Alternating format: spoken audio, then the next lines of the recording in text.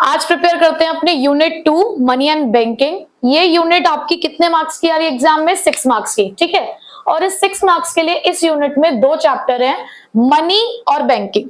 Money के अंदर आपको ज्यादा कुछ खास नहीं पढ़ना है। ये जो मैंने 3 टॉपिक ऊपर यहाँ पे लिखे हैं मनी के अंदर, सिर्फ इन्हीं 3 टॉपिक्स को हमें कवर अप करना है, ठीक है। तो चलिए स्टार्ट करते हैं सबसे पहले इसकी डेफिनेशन से, that what is money. Money क्या है? आप जब मनी वर्ड यूज करते हो तो आप उसके लिए कौन कौन सी चीजें आपके माइंड में आती है कि जिस चीज को आप ऐसा मनी इस्तेमाल कर लेते हो? Simple cash. आपके हाथ में जो कैश है आप उसको भी मनी कहते हो। उसके अलावा आपके बैंक में जो पैसा जमा है वो भी आपके लिए मनी है। अगर आपके घर में कोई गोल्ड है, कल को अगर आपको उसको कैश में कन्वर्ट कराना है तो वो भी आपके लिए मनी है। उसके अलावा बताइए, एसेट्स जिनको आप सेल ऑफ करके मनी में कन्वर्ट कर सकते हो। पर डेटर्स, अगर हम बिजनेस पॉइंट ऑफ व्यू से देखें तो हमारे डेटर्स, यानी कि जब हम बात करते हैं ना मनी की, तो मनी कोई भी एक ऐसी चीज होनी चाहिए जिसको सामने वाला एक्सेप्ट करता हो। अगर हम किसी दुकानदार, नॉर्मल किसी दुकानदार के पास गए, जो ये किराने की दुकान होती है, हमने उनसे 10,000 का सामान ले लिया और 10,000 के सामान के बदले में हम उन्हें कह रहे हैं कि ये लो चरस, गांजा, हीरोइन ले लो, तो क्या वो उसको एक्सेप्ट करेंगे? ठीक है, तो वो उसको एक्सेप्ट करेगा भाई। उसको अगर शौक होगा इन सब चीजों का तो एक्सेप्ट कर भी लेगा, बट ओपनली तो वो भी एक्सेप्ट नहीं कर सकता क्योंकि इलीगल चीज है। उसके अलावा आप उसे कह रहे हो कि हमारे पास पैसे नहीं है, पैसे के बदले में हमारे घर में बहुत सारा प्लास्टिक रखा हुआ है, आप उसे एक्सेप्ट कर लो, उसके काम का होगा तो वो उसे एक्सेप्ट करेगा। यानी कि मनी का एक बहुत ही कॉमन फंक्शन है, मीडियम ऑफ एक्सचेंज। मनी हम उन सभी चीजों को कहते हैं जो as a medium of exchange accept की जाती हो। जब हमारे पास पेपर करेंसी नहीं थी तो हमारे यहाँ पर जो हमारे मेटल्स हुआ करते थे, प्रीशियस स्टोन्स हुआ करते थे, गोल्ड है, सिल्वर है, और इवन उससे पहले तो बार्टर एक्सचेंज भी चला करता था। इन सब चीजों को हम एज अ मनी यूज करते थे। वो तो आज हमारे पास पेपर करेंसी की फॉर्म में है, ई मनी है हमारे पास, तो उसको हम एज अ मनी इस्तेमाल कर रहे हैं। बट किसी भी चीज को हम मनी उसके फंक्शंस के बेसिस पर कह पाते हैं। तो डेफिनेशन भी यही कहती है कि मनी क्या है? Anything which is generally accepted as a medium of exchange, यानी कि जिसको आप एक्सेप्ट करते हो फॉर द एक्सचेंज पर्पस, कि किसी के पास भी अगर आप उसको प्रेजेंट करो तो वो उसे एक्सेप्ट कर ले, ठीक है। And at the same time act as a measure. Measure मतलब एक मेजरमेंट की यूनिट होनी चाहिए। जैसे कि आप कह रहे हो कि 1 किलो आलू 50 रुपए के हैं, तो आप मेजरमेंट कर पा रहे हो ना। पर बार्टर एक्सचेंज में यही सबसे बड़ी प्रॉब्लम थी कि हम मेजर ही नहीं कर सकते थे। आप कैसे कह सकते हो कि आपका 5 किलो आटा 2 किलो चावल के बराबर है?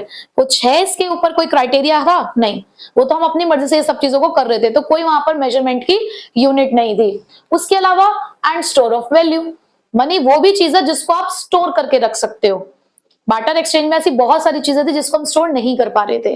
तो बेसिकली जो लिमिटेशन थी ना बार्टर एक्सचेंज की, बार्टर एक्सचेंज की 4 लिमिटेशन थी। पहली लिमिटेशन क्या थी? डबल कोइंसिडेंस ऑफ वांट, कि ये बहुत मुश्किल था एक ऐसा पर्सन ढूंढना कि जिसके पास वो सामान हो जो हमें चाहिए, एट द सेम टाइम हमारे पास वो सामान हो जो उसको चाहिए। तो डबल को इंसिडेंस, यानी कि एक ही टाइम पे दोनों की वांट का सेटिस्फाई होना बहुत मुश्किल था। दूसरा, common unit for the measurement, हमारे पास यहाँ पर कोई कॉमन यूनिट ही नहीं थी मेजरमेंट की। Lack of standard of deferred payment, यानी कि अगर हमें लंबे समय की पेमेंट करनी है, बार्टर एक्सचेंज में मैंने तुमसे आज सामान खरीद लिया, मैंने कहा मेरे पास आपको देने के लिए कुछ नहीं है, आप 1 महीने बाद में आपको दे दूंगी आपका सामान। क्या गारंटी है कि 1 महीने बाद मेरे पास वो सामान अवेलेबल होगा? या किस बेसिस पर मैं उसको ये प्रॉमिस कर रही हूँ? कुछ था मेरे पास उसके लिए? नहीं। तो वहां पे डेफर्ड पेमेंट यानी कि लॉन्ग टर्म पेमेंट हो ही नहीं सकती थी। उसके अलावा lack of store of value, आप बार्टर एक्सचेंज के अंदर बहुत सारी चीजों को स्टोर ही नहीं कर सकते थे। कुछ पेरिशेबल चीजें हुआ करती थी जो खराब हो जाती थी थोड़े दिनों में, तो उसको कैसे स्टोर करते आप? ठीक है, तो उन्हीं 4 लिमिटेशंस ऑफ बार्टर एक्सचेंज को ओवरकम किया हमारी आज की मनी ने, और वही बन गई उसकी डेफिनेशन। क्लियर हुआ? नेक्स्ट, पहले हम फंक्शंस ऑफ मनी पढ़ते हैं, फिर मनी सप्लाई पे आते हैं, ठीक है। तो अभी जो फंक्शंस ऑफ मनी है ये इसके डेफिनेशन से निकले हैं, जहां पर हमने मनी के फंक्शंस को 2 कैटेगरीज में डिवाइड किया। आपको कैटेगरीज याद रखनी है क्योंकि हो सकता है एग्जाम में आपसे कैटेगरी वाइज ही पूछे कि explain the primary functions of money, explain the secondary functions of money, ठीक है। सो प्राइमरी फंक्शन में हमारे पास होता है m²। Medium of exchange and measure of value. और सेकेंडरी फंक्शन में हमारे पास एस स्क्वायर यानी कि store of value and the standard of deferred payment. तो सबसे पहले मीडियम ऑफ एक्सचेंज की बात करूं तो मैंने अभी आपको बताया डेफिनेशन में कि मनी वो सभी चीजें हैं जिसको एक्सेप्ट किया जा सकता हो यूनिवर्सली। किसी के पास भी अगर आप जाएं अपनी पेपर करेंसी को लेकर, आप 500 रुपए का नोट अगर किसी को प्रेजेंट करोगे करंट वाला, वो एक्सेप्ट करेगा ना, बट वही पुराना वाला लेके जाओगे तो नहीं एक्सेप्ट करेगा। पुराने वाला 1000 का नोट लेके जाओगे तो एक्सेप्ट नहीं करेगा। क्यों? क्योंकि वो हमारे लिए मीडियम ऑफ एक्सचेंज अब नहीं रहा है। सेकेंड है मेजर ऑफ वैल्यू। हमारे पास मनी की वजह से अब मेजरमेंट के लिए एक कॉमन वैल्यू आ गई है। हम अपने यहाँ की करेंसी को दूसरी करेंसी के साथ एक्सचेंज भी कर पा रहे हैं इस फंक्शन की वजह से, क्योंकि हमारे पास यूनिट ऑफ अकाउंट है अब। सेकेंडरी फंक्शन में स्टोर ऑफ वैल्यू, आप अपनी मनी को स्टोर करके भी रख सकते हो, चाहे उसे बैंक पे डिपॉजिट करो डिपॉजिट्स की फॉर्म में, या आप उन्हें कन्वर्ट कर सकते हो, लाइक गोल्ड में कन्वर्ट कर लिया, आपने प्रॉपर्टी में कन्वर्ट कर लिया, तो आप उसको स्टोर भी कर पा रहे हो। उसके बाद स्टैंडर्ड ऑफ डेफर्ड पेमेंट, क्या हमें लॉन्ग टर्म लोन्स वगैरह नहीं मिलते हैं? मिलते हैं ना। आज आप क्रेडिट कार्ड इस्तेमाल करते हो, तो क्रेडिट कार्ड का मतलब क्या है? आपको पैसा तो आज मिल गया है लेकिन उसकी पेमेंट आप इन फ्यूचर करोगे ना, तो स्टैंडर्ड ऑफ डेफर्ड पेमेंट यानी कि लॉन्ग टर्म पेमेंट्स अब पॉसिबल है। ठीक है, तो ये थे फंक्शंस ऑफ मनी। अब मनी सप्लाई क्या होती है? देखो सबसे पहले तो सप्लाई क्या है? सप्लाई का मतलब है हमारे स्टॉक का वो पार्ट जो अवेलेबल है इकोनॉमी के अंदर। सप्लाई का मतलब क्या है? जो रेडी टू यूज है, जिसको मतलब रेडी टू अवेलेबल है टू यूज, जिसको आप इस्तेमाल कर सकते हो। तो मनी सप्लाई का मतलब हुआ the total money available in an economy, कि जितनी भी टोटल मनी एक पर्टिकुलर पॉइंट ऑफ टाइम पे अवेलेबल है हमारी इकोनॉमी के अंदर, उसे मनी सप्लाई कहा गया। अब मेरा यहां पर आपसे क्वेश्चन अराइज होता है, जो भी चीज पॉइंट ऑफ टाइम पे मेजर होती है वो स्टॉक होता है या फ्लो? मनी हमारे लिए एक स्टॉक कॉन्सेप्ट है, क्योंकि ये कहां पर आपका मेजर किया जाता है? पर्टिकुलर पॉइंट ऑफ टाइम पे। यानी कि जैसे मैं कह रही हूं कि अभी मुझे बताओ, मैंने आज की डेट के साथ आपको कहा कि आज की डेट में हमारे यहाँ पर कितनी मनी अवेलेबल है, तो वो बताएगी आपकी मनी सप्लाई। ठीक है, अब इसके अंदर हम क्या क्या इंक्लूड करते हैं? हम इंक्लूड करते हैं करेंसी विद द पब्लिक, यानी कि पब्लिक के पास कितना पैसा है। Demand deposits with the commercial bank. अच्छा, डिमांड डिपॉजिट्स को आप नेट डिमांड डिपॉजिट्स भी अगर लिखा हो तो वो गलत नहीं है। ठीक है, उसके बाद other demand deposits with the RBI, यानी कि उसके अलावा भी हमारे आरबीआई के पास जो भी डिमांड डिपॉजिट्स है, सॉरी अदर डिपॉजिट्स हैं, वो भी हमारी इसी के अंदर काउंट होती है। ये M1 कहलाता है। हालांकि मेजरमेंट ऑफ मनी सप्लाई आपके कोर्स में नहीं है, M1, M2, M3, M4, पर जब मैंने पूरा चैप्टर पढ़ाया था तब मैंने वो सारे पढ़ाए हैं, बट स्टिल अभी फिलहाल आपको ध्यान रखो M1 हमारे कोर्स कंटेंट के अंदर सिर्फ हमें M1 पढ़ना है। ठीक है, तो M1 तो आपको याद रखना है, क्योंकि मनी सप्लाई इन्हीं 3 चीजों से मिलकर बनता है और उसी को हम क्या बोलते हैं? M1। आपका मनी इतना ही है। मनी एंड बैंकिंग मैंने कहा ना 2 पार्ट्स में डिवाइडेड है, तो मनी का पोर्शन सिर्फ इतना ही है। अब हम स्टार्ट कर रहे हैं बेसिकली बैंकिंग। अब बैंकिंग के अंदर हमें पढ़ना है सिर्फ सेंट्रल बैंक के बारे में। हमारा जो बैंकिंग सिस्टम है वो कुछ इस तरीके का है कि एक है head of the bank, supervisor of the bank, जिसको बोलते हैं central bank of a country. और हमारी कंट्री का सेंट्रल बैंक कौन है? RBI, the reserve bank of India. और इस आरबीआई सेंट्रल बैंक के अंदर जितने भी बैंक्स हमारे काम कर रहे हैं वो क्या कहलाते हैं? हमारे कमर्शियल बैंक्स, जिनके साथ हम लोग डील करते हैं। ठीक है, तो सबसे पहले तो डेफिनेशन देख लेते हैं that central bank is an apex institutions that controls, regulates the monetary and the banking system of a country। एक ऐसा इंस्टीट्यूशन जो पूरी कंट्री के बैंकिंग सिस्टम को संभाल रहा है, मॉनेटरी सिस्टम को संभाल रहा है, वो कौन है? Central bank. अब मेन जो है वेरी वेरी वेरी इंपॉर्टेंट, और वही हमारा जो पेपर लीक क्वेश्चन होता है वो यहीं से आएगा। बिल्कुल 100% है, पेपर लीक हो गया तो 100% ही है। ठीक है, तो इनमें से एक क्वेश्चन आपको मिलेगा ही मिलेगा। ठीक है, तो देखो इसके अंदर हमारे पास जो हमें फंक्शन कवर अप करने हैं हमारे सेंट्रल बैंक के, इसमें सबसे पहला फंक्शन है बैंक ऑफ इशू, सेकंड है bankers bank and supervisor, third है bankers to the government, fourth है हमारे पास custodian of the foreign exchange reserve, and the last one is controller of credit. और सबसे ज्यादा इंपॉर्टेंट हमारा ये वाला और ये वाला, ये दो बहुत ज्यादा पूछे जाते हैं, तो इन पे बहुत ज्यादा हमें फोकस करना है, और इसका तो सेपरेट क्वेश्चन आ ही जाता है। ठीक है, अब हम डिटेल में जरा इन पांचों फंक्शंस को पढ़ते हैं। मैंने यहाँ पे डिटेल नहीं लिखी है क्योंकि मैं आपको और डिटेल में थोड़ा इसको पढ़ाती हूँ, ठीक है। सो बैंक ऑफ इशू का मतलब है कि आरबीआई के पास ये सोल अथॉरिटी है कि हमारे यहाँ पे जो भी करेंसी इशू की जाती है उसकी अथॉरिटी किसके पास है? सिर्फ आरबीआई के पास, सोल अथॉरिटी यानी कि मोनोपोली है। बट यहाँ पर आप एक चीज का ध्यान रखेंगे, एमसीक्यू में आपसे ये चीज पूछी जा सकती है। एक तो 1 रुपए का नोट और जितने भी कॉइन्स होते हैं वो मिनिस्ट्री ऑफ फाइनेंस इशू करता है। आप चाहे तो अपने कॉइन्स के ऊपर देख भी सकते हैं, उसके ऊपर हमेशा भारत सरकार लिखा होता है। तो 1 रुपए का नोट और coins ministry of finance. Paper currency RBI issue करती है, मतलब आरबीआई इशू करेगा, लेकिन मिनिस्ट्री ऑफ फाइनेंस 1 रुपए नोट और कॉइन्स इशू करेंगे, ठीक है। तो ये दो बातें तो आपको ध्यान रखनी है। उसके बाद बैंकर टू द गवर्नमेंट। एक सेंट्रल बैंक किस तरीके से गवर्नमेंट के लिए एज अ बैंक वर्क करता है? जो सारे काम कमर्शियल बैंक हम जनरल पब्लिक के लिए परफॉर्म करता है, वही सारे फंक्शन आरबीआई अपनी गवर्नमेंट के लिए परफॉर्म करता है। जैसे 3 फेजेस में, 3 कैटेगरी की तरह, यानी कि अगर मैं कहूं तो आरबीआई अपनी गवर्नमेंट के लिए 3 रोल प्ले करता है, as a banker, as an agent और as a financial advisor. Banker की तरह तो वो क्या करता है कि जितने भी उनके कैश रिजर्व्स हैं उन्हें मेंटेन रखेगा उनके करंट अकाउंट के अंदर। उसके अलावा जो रिसीट्स और पेमेंट होगी उनको एक्सेप्ट करेगा। भाई गवर्नमेंट के पास भी तो रिसीट्स आती होंगी, गवर्नमेंट को भी तो पेमेंट करनी होती होगी, तो एज अ बैंकर वो उसके लिए सारे काम करता है। उसके अलावा शॉर्ट टर्म क्रेडिट या शॉर्ट टर्म बोरोइंग्स की अगर गवर्नमेंट को जरूरत पड़ेगी तो वो भी आरबीआई अपनी गवर्नमेंट को प्रोवाइड कराता है, ठीक है। एज एन एजेंट उसका काम होता है पब्लिक डेट को मैनेज करना, क्योंकि गवर्नमेंट पब्लिक डेट लेती है, तो उस पब्लिक डेट को मैनेज करने का काम किसका है? आरबीआई का। As a financial adviser RBI अपनी गवर्नमेंट को एडवाइस करते हैं ऑन द इकोनॉमिक, फाइनेंशियल और मॉनेटरी मैटर्स, यानी कि कभी भी अगर गवर्नमेंट को एडवाइस चाहिए इन सभी मैटर्स के ऊपर तो वो आरबीआई के जो एक्सपर्ट्स होते हैं, जो प्रोफेशनल्स होते हैं, जो ऑफिशियल्स हैं, उनसे एडवाइस ले सकते हैं, ठीक है। उसके बाद अब यही बैंक अपने बैंकों के लिए भी बैंक्स का कैसे काम करता है? भाई जो कमर्शियल बैंक है, ये कमर्शियल बैंक का सुपरवाइजर भी है लेकिन उनका दोस्त भी है, तो उसे बोला गया कि ये बैंकर्स बैंक एंड सुपरवाइजर है। तो एज अ बैंक 3 ये वाले फंक्शन परफॉर्म किए जाते हैं और एज अ सुपरवाइजर ये। तो एज अ बैंक क्या करता है कि जितने भी कैश रिजर्व्स कमर्शियल बैंक्स को मेंटेन करने होते हैं, आपको याद होगा, थोड़ा सा हम रिवीजन पॉइंट पे हैं तो ये चीजें आपको याद होंगी कि एक सीआरआर, कैश रिजर्व रेशो, या आप शॉर्ट फॉर्म में इसको एलआरआर याद कर लो, एलआरआर, लीगल रिजर्व रेशोज। कुछ ऐसे रिजर्व्स हर कमर्शियल बैंक के ऊपर मैंडेटरी है कि उन्हें बनाने पड़ते हैं, तो उन सभी रिजर्व्स को अपने पास संभाल कर रखता है आरबीआई।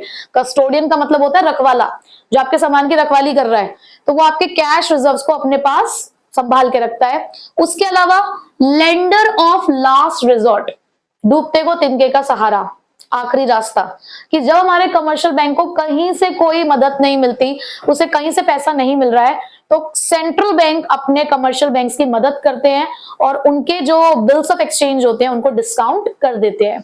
उसके अलावा क्लियरिंग हाउस फंक्शन, ये जो इंटर बैंक ट्रांजेक्शंस होती है वो अलाउड ही हमारे आरबीआई ने कर रखी है कि एक बैंक दूसरे बैंक से अपने जितने भी ट्रांजेक्शंस हैं, जो इंटर बैंकिंग ट्रांजेक्शंस है उनकी, वो ये लोग आपस में मैनेज कर सकते हैं, ठीक है। तो एज अ बैंक तो सेंट्रल बैंक ये 3 फंक्शन परफॉर्म करते हैं अपने कमर्शियल बैंक्स के लिए। एज अ सुपरवाइजर ऑब्वियसली उसको थोड़ा सा डंडा तो उठाना पड़ेगा उन्हें संभालने के लिए, तो वो रेगुलेट करता है, कंट्रोल करता है उनकी एक्टिविटीज को, कि टाइम टू टाइम इंस्पेक्शन करना, देखना कि वो क्या काम कर रहे हैं, क्या नहीं कर रहे हैं, और नई नई पॉलिसीज बनाना, इंस्ट्रक्शंस देना, इन्फ्लेशन डिफ्लेशन के अकॉर्डिंग ऑर्डर पास करना, वो सारे काम एज अ सुपरवाइजर वो करेगा, ठीक है। Next, custodian of foreign exchange reserve. देखो मिक्स मत करना, ये कस्टोडियन ऑफ कैश रिजर्व्स है, ये कमर्शियल बैंक्स के रिजर्व्स हैं, लेकिन ये हमारे फॉरेन एक्सचेंज रिजर्व्स हैं, कि हमारी कंट्री के पास जितनी भी फॉरेन एक्सचेंज है, चाहे वो गोल्ड के टर्म्स में है या प्रॉपर फॉरेन करेंसी की फॉर्म में है, उन सभी को ये अपने पास संभाल के रखते हैं। जितने भी एक्सपोर्टर्स होते हैं उनके पास एक इंस्ट्रक्शन गई हुई होती है कि जब भी आप एक्सपोर्ट करते हैं और आपके पास करेंसी आती है तो कहाँ उसको डिपॉजिट कराना होता है? आरबीआई के पास। और इसी की मदद से हमारा जो आरबीआई है वो करेंसी की एक्सटर्नल वैल्यू को मेंटेन रखते हैं। आपने अब बीओपी भी पढ़ लिया है तो उसके अंदर पढ़े थे ना fixed exchange rate system, manage floating, जिसमें आरबीआई का यानी कि सेंट्रल बैंक का इंटरफेरेंस होता है, तो इसी तरीके से वो एक्सटर्नल वैल्यू को मेंटेन करते हैं। ठीक है, अब सबसे इंपॉर्टेंट फंक्शन हमारा कंट्रोलर ऑफ क्रेडिट, यानी कि आरबीआई इकोनॉमी के अंदर क्रेडिट को कैसे कंट्रोल करता है। ये सेम टॉपिक जो हमारी यूनिट नंबर 3 है, determination of income and employment, उसमें एक आपका टॉपिक है एक्सेस डिमांड और डेफिशिएंट डिमांड, इन्फ्लेशनरी गैप और डिफ्लेशनरी गैप, सेम है बिल्कुल वहां पर भी। ठीक है, तो दोनों ही चैप्टर में कवर अप हो जाएगा आपका ये टॉपिक। तो आरबीआई किस तरीके से कंट्रोल करता है क्रेडिट को, अपने दो मेजर से, क्वालिटेटिव और क्वांटिटेटिव। यानी कि क्वांटिटेटिव में तो वो कुछ ऐसे चीजों का इस्तेमाल करेगा, ऐसे एलिमेंट्स का यूज करेगा कि आपको फर्क पड़ेगा, इन टर्म्स ऑफ मनी आपको फर्क पड़ेगा, कहीं ना कहीं आपकी जो बोरोइंग कैपेसिटी है, परचेजिंग पावर है, उससे फर्क पड़ेगा। लेकिन क्वालिटेटिव में वो क्या करेगा, अपने कुछ ऐसे इंस्ट्रूमेंट यूज करेगा, जैसे कि कहते हैं ना कि एक तो होती है प्रॉपर मार कि हाँ पूरे डंडे डंडे से आपकी पिटाई हो रही है, एक और है बातों से, बातों वाली मार क्वालिटेटिव है, और एक्चुअल में वेपन्स को यूज करके जो पिटाई होती है वो क्वांटिटेटिव है। ठीक है, अब देखते हैं आज कौन सी वाली पड़ती है। तो क्वांटिटेटिव में सबसे पहला मेजर है बैंक रेट। बैंक रेट का मतलब होता है जब जिस रेट पर आरबीआई कमर्शियल बैंक को पैसे उधार देता है, जिस रेट पे आरबीआई यानी कि सेंट्रल बैंक कमर्शियल बैंक को पैसे उधार देता है लॉन्ग टर्म पर्पस के लिए, उसे बैंक रेट कहते हैं। रेपो रेट का मतलब भी यही होता है कि जब आरबीआई अपने कमर्शियल बैंक को पैसे उधार देता है लेकिन शॉर्ट टर्म के लिए। दोनों में फर्क नजर आ गया, दोनों के अंदर ही आरबीआई दे रहा है कमर्शियल बैंक को पैसे, एक में लॉन्ग टर्म के लिए, एक में शॉर्ट टर्म के लिए। उसके बाद रिवर्स रेपो रेट क्या होता है? रिवर्स रेपो रेट का मतलब है कि जब कमर्शियल बैंक्स अपनी सरप्लस मनी आरबीआई में डिपॉजिट करते हैं तो जिस रेट पे उनको रिटर्न मिलता है वो रिवर्स रेपो रेट कहलाता है। कैश रिजर्व रेशियो का मतलब क्या है कि हर कमर्शियल बैंक के ऊपर ये ऑब्लिगेशंस है, ये मैंडेटरी है कि उनको डिमांड डिपॉजिट और टाइम डिपॉजिट का कुछ परसेंटेज किसके पास रखवाना पड़ेगा? आरबीआई के पास। तो जो रिजर्व आरबीआई के पास रखवाए जाते हैं फ्रॉम द कमर्शियल बैंक्स, उन्हें कौन सा रिजर्व रेशियो कहते हैं? Cash reserve ratio. But at the same time commercial banks के ऊपर एक और ऑब्लिगेशन होता है कि उन्हें अपने लिक्विड एसेट्स का कुछ परसेंटेज अपने पास भी रखना होता है। दो तरीके के रिजर्व है, एक रिजर्व अपनी टोटल डिपॉजिट का जो उन्हें कहां पर रखवाना पड़ता है? आरबीआई के पास। एक रिजर्व है कि अपने लिक्विड एसेट का एक परसेंटेज अपने पास साइड में एज अ रिजर्व उठा के रखना है। कैश रिजर्व रेशियो आरबीआई के पास रखवाना होता है, कैश रिजर्व किसके पास होता है? आरबीआई के पास। और स्टैट्यूटरी लिक्विडिटी रिजर्व किसके पास रखा जाता है? किसके पास? अपने पास। कमर्शियल बैंक अपने पास रखता है। Open market operation, open market operation का मतलब होता है कि गवर्नमेंट इन्फ्लेशन और डिफ्लेशन को कंट्रोल करने के लिए जो आरबीआई है वो अपनी सिक्योरिटीज को मार्केट में खरीदता और बेचता है। ठीक है, तो अगर मुझे इन्फ्लेशन को कंट्रोल करना है तो बैंक रेट को बढ़ाना चाहिए, घटाना चाहिए? आरबीआई को इंक्रीज करना चाहिए। क्यों? क्योंकि जब आरबीआई रेट ऑफ इंटरेस्ट बढ़ाएगा तो इसका मतलब कमर्शियल बैंक को महंगे में मिलेंगे लोन। जब कमर्शियल बैंक को लोन महंगा मिलेगा तो वो आगे पब्लिक के लिए उसको महंगा करेगा, और जब पब्लिक के लिए लोन महंगे होंगे तो वो लेना कम करेंगे। इन्फ्लेशन का सबसे बड़ा रीजन क्या है? Excess demand. हमें डिमांड ही तो कंट्रोल करनी है, और डिमांड कैसे कंट्रोल होगी? जब जेब से पैसा निकाला जाएगा। तो जिन लोगों को महंगा मिलेगा ना लोन, तो वो अपनी डिमांड जो है मनी सप्लाई के लिए वो क्या कर देंगे? कम कर देंगे। तो इसलिए इन्फ्लेशन के टाइम पे इसको बढ़ा देना चाहिए और डिफ्लेशन के टाइम पे कम कर देना चाहिए। रेपो रेट भी तो यही होता है, पर वो शॉर्ट टर्म के लिए, तो इसमें भी सेम ही चीज है। उसके बाद रिवर्स रेपो रेट। भाई आरबीआई इन्फ्लेशन को कंट्रोल कैसे करेगा? आरबीआई देखो, इन्फ्लेशन का मतलब सीधा से ये समझो कि इसको कंट्रोल करने के लिए पैसे इकोनॉमी से निकाल के आरबीआई में जमा कराने हैं। तो कमर्शियल बैंक को लालच देने के लिए आरबीआई इस रिवर्स रेपो रेट को बढ़ा देगा ताकि कमर्शियल बैंक पब्लिक को ज्यादा लोन ना बांटे और मेरे पास आके पैसा ज्यादा जमा कराए। अब जब कमर्शियल बैंक के पास पैसा कम बचेगा तो वो पब्लिक को कम पैसा दे पाएगा, तो अपने आप एक्सेस डिमांड जो है वो कंट्रोल होनी शुरू हो जाएगी। तो इसको डिफ्लेशन के टाइम पे कम कर देना चाहिए क्योंकि उस टाइम पे तो हमें पैसा बांटना है। उसके बाद कैश रिजर्व रेशो। देखो, सपोज करो किसी कमर्शियल बैंक के पास 10 लाख रुपए की टोटल डिपॉजिट है, 20% का सीआरआर चल रहा है, तो इसका मतलब कितना चला गया आरबीआई के पास? 2 लाख। 8 लाख बचा लोन देने के लिए। आरबीआई ने 40% कर दिया उस रेशो को, अब कितना बचेगा? 6 लाख। यानी कि अगर ये रेशो बढ़ जाती है तो कमर्शियल बैंक के पास कम पैसा बचता है आगे फॉर द लेंडिंग पर्पस के लिए। तो इन्फ्लेशन के टाइम इसको भी बढ़ाया जाता है, डिफ्लेशन के टाइम कम कर दिया जाता है। सेम काम SLR के लिए भी चलेगा, क्योंकि यहाँ पर भी जितना पैसा आप जोड़कर रखोगे आपके पास रहेगा, पब्लिक के पास कम पैसा जाएगा। इन्फ्लेशन में हमें पब्लिक को कम ही पैसा देना है। ओपन मार्केट ऑपरेशन में हमें उनसे पैसा चाहिए इन्फ्लेशन के टाइम पे, तो सामान बेचे या खरीदे? बेचेंगे ना, ताकि उनके पास से पैसा हमारे पास आए। तो यहाँ पर ओपन मार्केट ऑपरेशन में होती है sell in case of inflation, और डिफ्लेशन में हम उनसे उनका सामान खरीद लेते हैं, गवर्नमेंट सिक्योरिटीज खरीद लेंगे ताकि हम उनको पैसा दे सकें। ठीक है, क्लियर हो गए। उसके बाद qualitative measure, marginal requirement. Marginal requirement का मतलब है, सपोज आपने बैंक से लोन के लिए अप्लाई किया 20 लाख रुपए, बैंक कहता है कि अगर ये लोन चाहिए ना तो आपको हमें 10 लाख का कर देते हैं। 10 लाख के लोन के लिए आपने अप्लाई किया, बैंक कहता है सिक्योरिटी देनी पड़ेगी 12 लाख की। 10 लाख के लोन के लिए 12 लाख की सिक्योरिटी देनी पड़ेगी। कितना परसेंट मार्जिन लेके चल रहे हैं? 20%। तो अगर कल को वो इस सिक्योरिटी को बढ़ाकर 14 लाख कर दे तो इसका मतलब कितना हो गया? 40%। आप क्या लेना पसंद करेंगे जब ये रिक्वायरमेंट बढ़ जाएगी तो, ये मार्जिन बढ़ेगा तो? नहीं ना। तो यही होता है margin requirement. Margin requirement is the difference between the loan provided and the security demanded. तो अगर रेट ये बढ़ जाता है तो इन्फ्लेशन को कंट्रोल किया जा सकता है, क्योंकि फिर लोग कम डिमांड करेंगे, और डिफ्लेशन के टाइम पे कम कर दो। सिलेक्टिव क्रेडिट कंट्रोल का मतलब है कि प्रायोरिटी एरिया सेट कर दो। आपने सिलेक्टिव का मतलब क्या है? सिर्फ कुछ ही पर्पसेस के लिए आप यहाँ पे जो भी लेंडिंग है उसको रिलीज करोगे, यानी कि यहाँ पर आप क्या करना चाहते हो? Less amount of money release. आप नहीं चाहते कि लोगों के हाथ में ज्यादा पैसा है, तो अगर ज्यादा आपको लगेगा कि प्रायोरिटी मैटर है, इंपॉर्टेंट मैटर है, उसके लिए आप लेंडिंग दोगे, अदरवाइज आप लेंडिंग नहीं करोगे। और यहाँ पे तो हर पर्पस के लिए हम दे सकते हैं। उसके अलावा rationing of credit. Rationing of credit का मतलब क्या होता है? क्रेडिट को कंट्रोल करना। राशनिंग का मतलब होता है देखकर चलो। तो अगर आपको लगता है कि भाई इन्फ्लेशन चल रहा है तो यहाँ पे रिजिड होनी चाहिए ये पॉलिसी कि बहुत ज्यादा क्रेडिट नहीं बांटना है। यहाँ पर सिर्फ RBI समझा रहा है उन्हें जाके कि ऐसा करना है, कोई स्ट्रिक्ट रूल नहीं है, ये सिर्फ समझाया जा रहा है कि देखो इन्फ्लेशन चल रहा है, थोड़ा कंट्रोल करके चलो।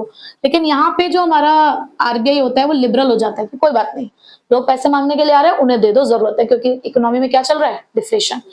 तो ये है हमारा कंट्रोलर ऑफ क्रेडिट वाला फंक्शन। सबसे बड़ा फंक्शन यही है और सबसे इंपॉर्टेंट भी यही है। ठीक है, तो नेक्स्ट टॉपिक है हमारा credit creation bye commercial bank, जिसको आप मनी मल्टीप्लायर के नाम से भी जानते हो। यानी कि ये एक ऐसी प्रोसेस है जहां पर ये बताया जा रहा है कि किस तरीके से कमर्शियल बैंक हमारे पैसों से इंजॉय करता है, यानी कि पैसों से कैसे पैसा कमाया जाता है, किस तरीके से कमर्शियल बैंक क्रेडिट को क्रिएट करता है इकोनॉमी के अंदर। बेसिकली वो प्रोसेस यहाँ पर समझाई गई है। यहाँ पर इस प्रोसेस को समझाने से पहले हमें कुछ अजम्पशन के बारे में सोचना होगा कि जब भी हम इस प्रोसेस के बारे में पढ़ रहे होंगे तो दो अजम्पशंस हैं। हम ये मानकर चल रहे हैं कि हमारी इकोनॉमी में जितने भी ट्रांजैक्शंस हो रही हैं वो बैंकिंग ट्रांजैक्शंस हैं, यानी कि बैंक के थ्रू हम ट्रांजैक्शन करते हैं। दूसरा, हम अभी यहाँ पे जो एग्जाम्पल लेंगे वो एक बैंक का लेंगे, बट वो एक बैंक पूरे बैंकिंग सिस्टम को डिस्क्राइब कर रहा होगा। ठीक है, so it is the process of creation of credit by the commercial bank with the help of the initial deposit and LRR। ये दो मेन कंपोनेंट है हमारे क्रेडिट क्रिएशन के। फॉर्मूला आपको ध्यान रखना है, एक नंबर में आपसे इससे रिलेटेड भी क्वेश्चन आ सकता है। जैसे कि आपको क्वेश्चन में इनिशियल डिपॉजिट दे रखी होगी, उन्होंने कहा 1000 रुपए हमने जमा कराए थे, 5 बार मल्टीप्लाई हो गए, तो कितने से क्रेडिट क्रिएट हुआ? 1000 इंटू 5, 5000। यानी कि कमर्शियल बैंक ने आपके 1000 को 5000 की तरह इस्तेमाल किया। या ये वाला फॉर्मूला भी आपको यूज करने के लिए आ सकता है, जैसे कि इनिशियल डिपॉजिट फिर से मैंने बोला 1000 है, बैंक LRR मेंटेन करती है 10%, तो 1000 इंटू में 1/10%, तो 1000 इंटू परसेंट का साइन हटेगा तो 100 ऊपर जाएगा। तो इसका मतलब बैंक ने आपके 1000 को कितने में कन्वर्ट कर दिया? 10,000 में। ठीक है, तो इस तरीके से फॉर्मूला बेस्ड क्वेश्चन भी आपसे पूछे जाते हैं। क्रेडिट क्रिएशन की प्रोसेस इस्तेमाल कैसे की जाती है? सबसे पहले उसके लिए हमें चाहिए एक इनिशियल डिपॉजिट। उसके बाद हमें ये पता होना चाहिए कि बैंक की LRR कितनी है। ठीक है, और उसके पास लोन देने के लिए कितना पैसा बच गया है लास्ट में। सपोज करो कि किसी एक पर्सन ने 1000 रुपए बैंक में डिपॉजिट कराए, ठीक है, और बैंक अपने पास 10% की LRR मेंटेन करता है, तो 1000 का 10% कितना हुआ? 100 रुपए। बैंक के पास बचे अब 900 रुपए। देखो, जब भी हम ये मानकर चल रहे हैं ना कि सारी ट्रांजेक्शन बैंक के थ्रू हो रही हैं, तो सपोज करो यही 900 रुपए फिर से एक डिपॉजिट बने, तो ये हमारी अगली इनिशियल डिपॉजिट बनी। आप फिर से इसका 10% यानी कि 90 रुपए आप बैंक अपने पास रखेगा। अब बैंक के पास कितने पैसे बचे? 810 फिर से इनिशियल डिपॉजिट बची, फिर से 81 का रिजर्व रखा गया, और उसके बाद 81 के बाद कितने पैसे बचे? ये प्रोसेस चलती रहेगी। ये प्रोसेस तब तक चलती रहेगी जब तक कि आपकी इनिशियल डिपॉजिट कितनी नहीं हो जाती? 0 नहीं हो जाती। बट आपको 0 तक बनाना नहीं होता, आप 4 से 5 तक इसको कैलकुलेट करो, और बाद में अगर आपसे पूछा जाए कि कितने टाइम्स आपकी मनी मल्टीप्लाई हुई, तो उसके लिए आप ये वाला फॉर्मूला अप्लाई करोगे कि इनिशियल डिपॉजिट तो थी हमारी 1000, हमने LRR मेंटेन करी 10%, तो इसका मतलब आपकी मनी कहां तक कन्वर्ट हो गई होगी? 10 टाइम्स। ठीक है, तो इस तरीके से भी आप इसको सॉल्व कर सकते हो। ऐसा भी हो सकता है कि वो आपको कहें कि अपने आप एक एग्जांपल से बताओ, या वो खुद एक टेबल बना के देंगे, आपको बताना होगा कि कितने की इनिशियल डिपॉजिट है, या कितने की LRR मेंटेन की गई है, कितने से क्रेडिट क्रिएट किया गया है। तो इस तरीके के घुमा फिरा के 1-2 क्वेश्चंस भी आपसे इससे पूछे जा सकते हैं। ठीक है, तो यहां तक हमने अब कंप्लीट कर ली अपनी मनी एंड बैंकिंग की यूनिट 2। बट कुछ छोटे छोटे से कॉन्सेप्ट्स, जैसे कि डिफरेंस बिटवीन सेंट्रल बैंक और कमर्शियल बैंक, तो उसमें आप क्या लिखोगे? दोनों का मीनिंग लिख देना। उसमें आप अपने आप से भी पॉइंट बना सकते हो। देखो इतनी जनरल नॉलेज अब आपको हो गई है कि कमर्शियल बैंक जनरल पब्लिक के साथ डील करता है, सेंट्रल बैंक गवर्नमेंट के साथ डील करता है, और कमर्शियल बैंक्स के साथ डील करता है। सिर्फ सेंट्रल बैंक के पास ही सोल अथॉरिटी है करेंसी प्रिंट करने की, ऐसी कोई अथॉरिटी कमर्शियल बैंक के पास नहीं होती है। उसके अलावा जो सेंट्रल बैंक है वो सुपरवाइजर है कमर्शियल बैंक का, और कमर्शियल बैंक जस्ट उसका एक बैंकिंग सिस्टम का एक पार्ट है। तो इस तरीके से अपने आप भी आप कुछ डिफरेंसेस अपने आप भी बना सकते हैं। ठीक है, तो एक सेंट्रल बैंक और कमर्शियल बैंक का डिफरेंस भी एक बार रीड कर लेना। उसके अलावा डीमोनेटाइजेशन का एक छोटा सा कॉन्सेप्ट है। डिमोनेटाइजेशन कब हुआ था? डेट याद रखनी है, 8 नवंबर 2016।